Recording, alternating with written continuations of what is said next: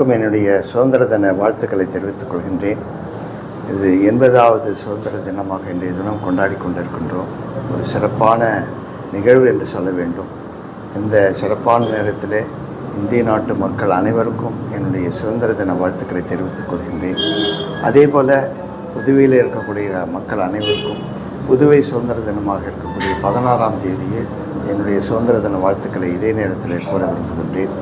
இந்த சுதந்திரத்திற்காக பாடுபட்ட அனைத்து தியாகிகளுக்கும் என்னுடைய மனமார நன்றியை தெரிவித்துக் கொள்கின்றேன், மனமார வேண்டுதலை தெரிவித்துக் கொள்கின்றேன்.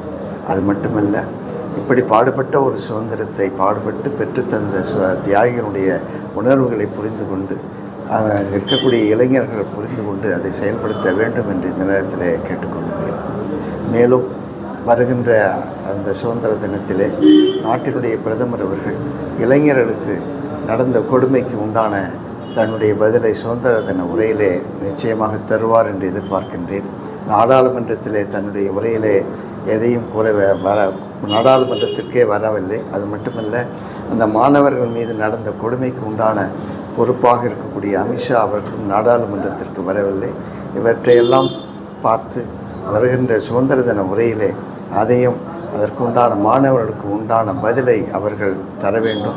அது மட்டுமல்ல, அவர்கள் மீது தாக்குதல் நடத்திய அத்தனை அதிகாரிகள் மீதும் அமைச்சர்கள் மீதும் பிரதமர் அவர்கள் உடனடியாக நடவடிக்கை எடுக்க வேண்டும்.